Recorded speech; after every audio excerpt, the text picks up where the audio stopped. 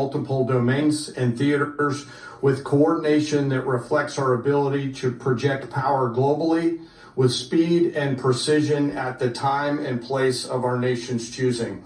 This was a highly classified mission with very few people in Washington knowing the timing or nature of this plan. I'll refer you to the graphic on the side as I walk you through some of the operational details.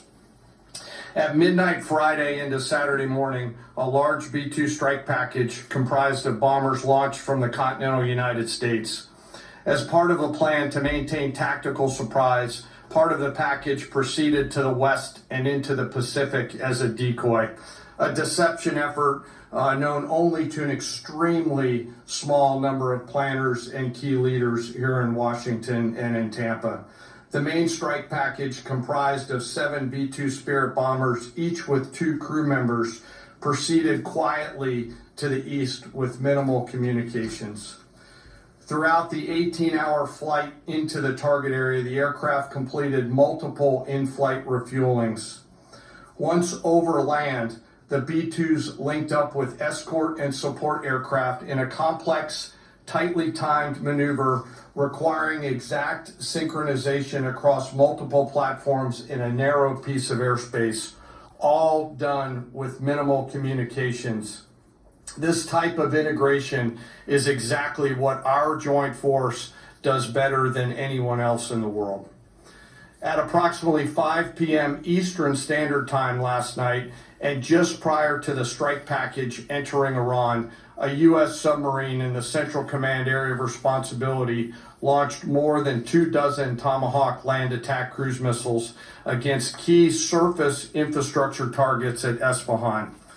As the Operation Midnight Hammer strike package entered Iranian airspace, the U.S. employed several deception tactics, including decoys, as the 4th and 5th generation aircraft pushed out in front of the strike package at high altitude and high speed, sweeping in front of the package for enemy fighters and surface-to-air missile threats.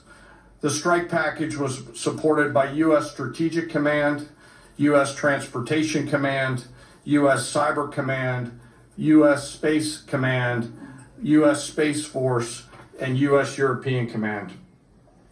As the strike package approached Fordo and Natanz, the U.S. protection package employed high-speed suppression weapons to ensure safe passage of the strike package, with fighter assets employing preemptive suppressing fires against any potential Iranian surface-to-air threats. We are currently unaware of any shots fired at the U.S. strike package on the way in. At approximately 6:40 p.m. Eastern Standard Time, 2:10 a.m. Iran time, the lead B-2 dropped 2 GBU-57 massive ordnance penetrator weapons on the first of several aim points at Fordo. As the president stated last night, the remaining bombers then hit their targets as well, with a total of 14 MOPs dropped against 2 nuclear target areas. All 3 Iranian nuclear infrastructure targets were struck between 6:40 p.m. and 7:05 p.m. Eastern Time. Again, that's about 2:10 in the morning local time in Iran, with the Tomahawk missiles being the last to strike at Esfahan to ensure we retain the element of surprise throughout the operation. Following weapons release, the Midnight Hammer strike package exited Iranian airspace and the package began its return home. We are unaware of any shots fired at the package on the way out.